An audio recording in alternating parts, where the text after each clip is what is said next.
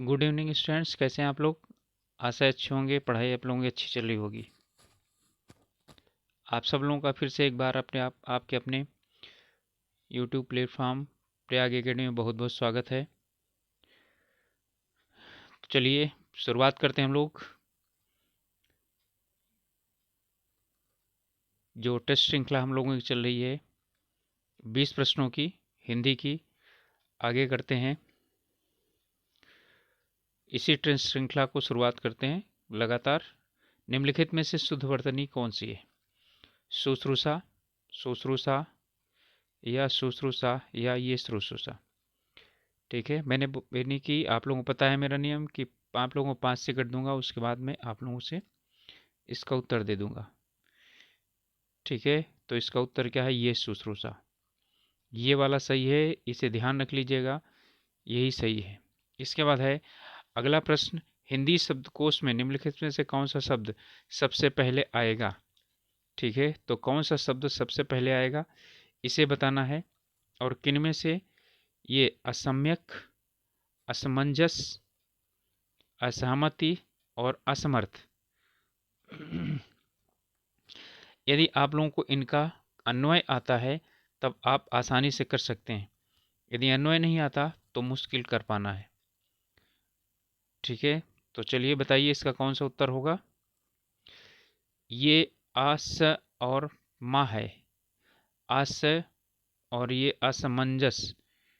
ठीक है, यानी कि इसके बाद हा आता है और असमर्थ है, आधा माँ आता है।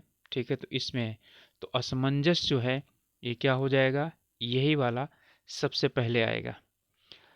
अगला प्रश्न है, कारण रहते हुए भी कार्य का न होना किस अलंकार का प्रमुख गुण है? यानी कि कारण हो और फिर भी क्या ना हो, कार्य ना हो, तो इसका कौन सा एक प्रमुख किसका है? विभावना का, विशेषोक्ति का, या अपनहुति का, अथवा पुनरुक्ति का। ठीक है, तो चलिए इसका उत्तर बताइए कौन सा होगा। यानी कि कारण रहते हुए भी कार्य नहीं हो रहा है। ठीक है, तो वहां पर क्या हो जाएगा? विशेषोक्ति हो जाएगा। ठीक, चलिए अगला प्रश्न है कि किस साहित्यकार ने कबीरदास की भाषा को सधुक्कड़ी नाम दिया है? श्याम सुंदर दास, हजारी प्रसाद द्विवेदी, रामचंद्र शुक्ल, या इनमें से कोई नहीं? तो किसने दिया है? रामचंद्र शुक्ल नहीं, इसमें क्या हो जाएंगे? हजारी प्रसाद द्विवेदी। ठीक है, हजारी प्रसाद द्विवेदी इस प्रश्न का क्या है? उत्तर है। हजारी प्रसाद द्विवेदी ने ही कबीरदास की भाषा को सधुक्कड़ी नाम दिया था। अगला प्रश्न है 5वां। ठीक है, इसमें क्या है? द्विरद निम्न में से किसका पर्यायवाची शब्द है? दांत का, भ्रमर का, शरीर का, या हाथी का? ठीक है, तो द्विरद, द्विरद का किसका पर्यायवाची है? ये हाथी का पर्यायवाची है। अगला प्रश्न है, कर्ता द्वारा किसी दूसरे व्यक्ति के हित में की जाने वाली क्रिया की स्थिति में कौन सा कारक होता है? अपादान, संप्रदान, अधिकरण, संबंध। यदि आप लोग इसे अच्छी तरह से पढ़ेंगे तभी समझ में आएगा। कर्ता द्वारा किसी दूसरे व्यक्ति के हित में की जाने वाली क्रिया। ठीक है, यानी कि जब कर्ता किसी दूसरे के लिए क्रिया करता है, ठीक है, तो उसे अपादान कारक कहा जाता है, संप्रदान, अधिकरण या संबंध कारक। ठीक है, तो इसमें कौन सा कारक कहा जाता है? संप्रदान, अपादान अलग होने के लिए, अधिकरण स्थान बताने के लिए, और संबंध संबंध स्थापित करने के लिए। ठीक है, तो इसमें होगा संप्रदान, यानी कि जब कोई किसी को देता है, कोई वस्तु देने के लिए होता है, तो वहां संप्रदान कारक होता है। अगला है, सजावट में कौन सा प्रत्यय है? प्रत्यय बताना है। सजावट में कौन सा प्रत्यय है? कृत प्रत्यय, तद्धित प्रत्यय, दोनों प्रत्यय, और इनमें से कोई नहीं। तो आपको पता होना चाहिए कृत प्रत्यय क्या होता है, तद्धित प्रत्यय क्या होता है। तो कृत प्रत्यय या तद्धित प्रत्यय, तो ये किससे बना हुआ है? सजना से बना हुआ है। ठीक है, और सजना क्या होता है? सजना में वट लगा हुआ है तो सजावट बन गया। तो जो सजना है वो क्या है? आपका क्रिया है, इसलिए क्या हो जाएगा? क्रिया के साथ लगने वाला कृत प्रत्यय होगा। ठीक है, क्रिया के अलावा जिसमें लगते हैं वो तद्धित प्रत्यय होते हैं। अगला है, सप्तऋषि में कौन सी संधि है? यानी सप्तऋषि का पहले संधि विच्छेद कीजिए, फिर बताइए दीर्घ है, गुण है, अयाधि है या यर्ण संधि है। ठीक है, सप्तऋषि। ठीक है, तो सप्तर्षि, तो सप्तर्षि में, ठीक है ध्यान से देख लीजिए, सप्तर्षि लिखा हुआ है। सप्त और क्या है? ऋषि।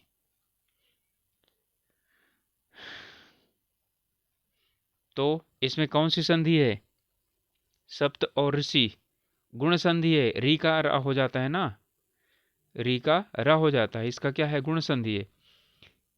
ई का ए, ओ का ओ, री का रा। ठीक है, री का रा, तो इसमें गुण संधि है। सप्त और ऋषि। अगला है पृथ्वी का वर्ण विच्छेद क्या है? ठीक है, वर्ण विच्छेद का मतलब अलग अलग कैसे इसको करते हैं। तो यहाँ पर वैसे इसमें क्या होना चाहिए, सब जगह प्लस प्लस होना चाहिए। तो पा और रा और था और वा और ई, या पा है, री है, था और वा और ज्ञा। ठीक है, पा रा आ था बा और ई, या पा और री और था और वा और ई। ठीक है, तो इसमें कौन सा होगा?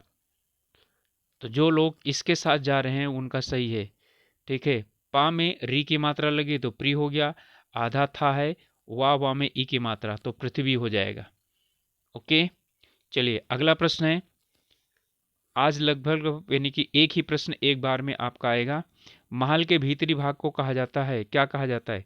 गर्भगृह, रनिवास, अंतःपुर या भीतरी तल? तो गर्भगृह किसमें होता है? मंदिर का। मंदिर का जो मुख्य भाग होता है, जहाँ पर मुख्य देवता की मूर्ति लगी होती है, उसे गर्भगृह कहा जाता है।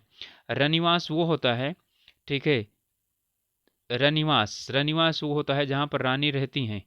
ठीक है, राजा की रानियां जहाँ रहती हैं वो रनिवास होता है। और जनवास वो होता है जहाँ पर बारात जाकर के रुकती है। ठीक है, और अंतःपुर होता है जो महल का आंतरिक हिस्सा होता है जहाँ पर सिर्फ स्त्रियां रहती हैं। ओके, तो इसका उत्तर होगा सी, अंतःपुर। अगला है कि सरकारी पत्र को प्रारंभ करते समय संबंधित अधिकारी को संबोधित किया जाता है। सरकारी पत्र की बात कर रहा है, प्रिय महोदय, आदरणीय महोदय या श्रद्धेय से। ठीक है, तो प्रिय महोदय या श्रद्धेय ये क्या होता है? अर्ध सरकारी पत्र का होता है। यहाँ पर क्या होता है? महोदय से। ठीक है, आदरणीय तो सामान्य पदों के लिए होता है। ठीक है, यानी कि ये आदरणीय शब्द सरकारी पत्रों में कहीं नहीं प्रयोग किया जाता है। तो इसमें आता है, आपका उत्तर हो जाएगा सी, महोदय। ओके, चलिए अगला प्रश्न है। इसमें समुद्रगुप्त को भारत का नेपोलियन कहा गया है। ठीक है, इस वाक्य में यानी नेपोलियन कौन सी संज्ञा है? व्यक्तिवाचक संज्ञा, जातिवाचक संज्ञा, भाववाचक संज्ञा, या कोई नहीं? तो बताइए इसमें क्या होगा उत्तर? अच्छी तरह से सोच करके समझ करके तब उत्तर दीजिएगा इसका। ठीक है, यह है जातिवाचक संज्ञा। यानी कि जब क्या होता है? व्यक्तिवाचक संज्ञा। ठीक है, व्यक्तिवाचक संज्ञा जब किसके रूप में प्रयोग किया जाए? एक बहुवचन के रूप में प्रयोग किया जाता है। ठीक है, या उपमा देने के लिए प्रयोग किया जाता है तो किसमें हो जाती है? जातिवाचक संज्ञा के रूप में परिवर्तित हो जाती है। ओके, समझ में आ गया होगा। चलिए अगला क्वेश्चन है 13वां। चाबुक निबंध के निबंधकार कौन है? महादेवी वर्मा, शिवानी, निराला या दिनकर? निबंधकार की बात कर रहा है वो। ठीक है, तो चाबुक निबंध किसने लिखा है? ये लिखा है निराला ने। ओके, 14वां क्वेश्चन है। निम्नलिखित में से किस शब्द में तद्धित प्रत्यय का प्रयोग हुआ है? 14वां प्रश्न है, तद्धित प्रत्यय का प्रयोग किसमें हुआ है? वार्षिक में, भिड़ंत में, लड़ाई में या मिलाप में? ठीक है, तद्धित, कृत प्रत्यय नहीं, तद्धित प्रत्यय। ठीक है, तो किसमें प्रयोग किया गया है? अलग अलग कर लीजिए, अपने आप पता चल जाएगा। वर्ष में एक लगा दीजिए, वार्षिक हो गया। और इसमें भिड़ना है भिड़ंत, लड़ना है आई, मिलना है मिलाप। तो इसमें और इसमें और इसमें सब में क्या लगा हुआ है? कृत प्रत्यय लगा हुआ है, क्योंकि सभी क्या हैं? क्रियाएं हैं। और इसमें वर्ष में लगा है वार्षिक। ठीक है, तो ये क्या हो जाएगा? इसी में तद्धित प्रत्यय होगा। ओके, अगला है 15वां प्रश्न, गीता या अनीता जाएगी, इसमें जो है या कौन सा, ठीक है, अव्यय है। यहाँ पर या है, या ही में ही रेखांकित होना चाहिए, तो या कौन सा है, विस्मयादिबोधक, समानाधिकरण, व्यधिकरण, इनमें से कोई नहीं। ठीक है, यहाँ संबंध बोधक, यहाँ समुच्चय बोधक, समुच्चय बोधक, तो क्या चीज है, ये है समानाधिकरण समुच्चय बोधक है। ठीक है, इनमें जो दोनों समान में से कोई एक को चुनने की बात आ रही है। ठीक है, समानाधिकरण, और ये भी समानाधिकरण में क्या है, ठीक है, आप लोग कमेंट करके बताइए कि समानाधिकरण समुच्चय में किस प्रकार का समुच्चय बोधक है ये, क्योंकि समानाधिकरण समुच्चय बोधक भी 4 होते हैं, व्यधिकरण भी 4 प्रकार के होते हैं। अगला प्रश्न है, डॉक्टर ने कहा कि वृद्ध मरीज चल बसा। ठीक है, वाक्य में क्रिया का भेद है। ठीक है, यानी किस प्रकार की क्रिया प्रयोग की गई है इस वाले में। ठीक है, डॉक्टर ने कहा कि वृद्ध मरीज चल बसा, इसमें क्रिया का भेद है। कौन सी क्रिया है, संयुक्त क्रिया, पूर्वकालिक क्रिया, प्रणयार्थक क्रिया या क्रियार्थक क्रिया। ठीक है, तो इसमें बताइए, चल और बसा, चल और बसना ये 2 क्रियाएं प्रयोग की गई हैं, इसलिए यहां पर ये क्या हो जाएगा, ये हो जाएगा संयुक्त क्रिया। आपका उत्तर है संयुक्त क्रिया ए। ठीक है, चलिए 16 हो गया। 17वां प्रश्न है, बाल्यकाल में अंबर नाम से कविताएं कौन लिखा करता था। पीताम्बर दत्त बतवाल, राहुल संकृत्यायन, मनोहर श्याम जोशी या शैलेश मटियानी। ठीक है, अंबर नाम से कविताएं कौन लिखा करता था, ये बताना है इसका उत्तर।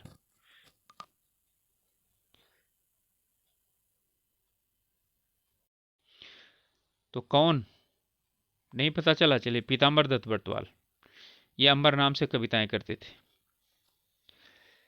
18वां में है, किसी मुद्दे पर लिखे जा रहे फीचर में उस, ठीक है, नवीनतम घटना का उल्लेख करना जिसके कारण वह मुद्दा चर्चा में आ गया हो, क्या कहलाता है। ठीक है, न्यूज पेक, ड्राई एंकर या एंकर बाइट या फोन इन। पहले ध्यान से समझिएगा इसको, हो सकता है कि समझने के बाद आप लोगों को ये इसका प्रश्न का उत्तर आ जाए। किसी मुद्दे पर लिखे जा रहे फीचर में उस नवीनतम घटना का उल्लेख करना जिसके कारण वह मुद्दा चर्चा में आ गया हो, वो कहलाता है न्यूज पेक, ड्राई एंकर या एंकर बाइट। यह क्या चीज है, फोन इन। तो इसे किस नाम से जाना जाता है, ठीक है, इसे न्यूज पेक नाम से जाना जाता है। ओके,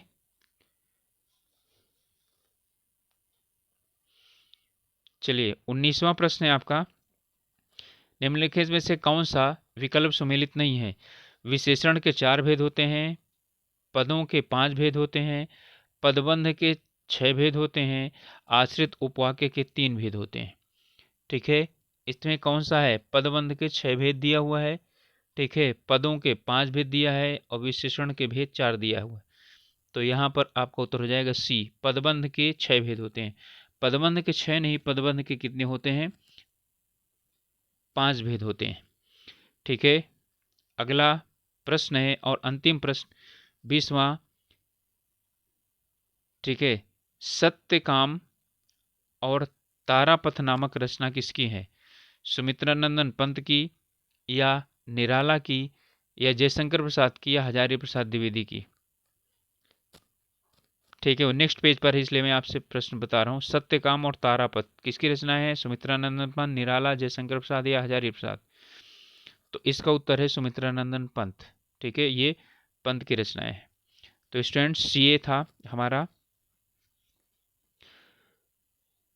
20 प्रश्नों का, ठीक है, एक यानी प्रश्नों की श्रृंखला। और आप मिलेंगे अगले वीडियो में, तब तक आप अपनी पढ़ाई ध्यान से कीजिए और अच्छी तरीके से पढ़ाई करते रहिए। यदि आप लोगों को कोई समस्या है तो कमेंट करके आप लोग पूछ सकते हैं, कोई क्वेश्चन में या किसी चीज़ में कहीं कन्फ्यूजन है तो पूछ सकते हैं। और आप लोगों से रिक्वेस्ट है कि अभी तक सब्सक्राइब नहीं किया है तो चैनल को सब्सक्राइब कीजिए और अपने ग्रुप में शेयर कीजिए, जिससे कि लोग जो भी जुड़ना चाहें हम लोगों के साथ जुड़ सकते हैं, अपनी तैयारी कर सकते हैं। ओके, तो मिलते हैं अगले वीडियो में, तब तक के लिए ऑल द बेस्ट।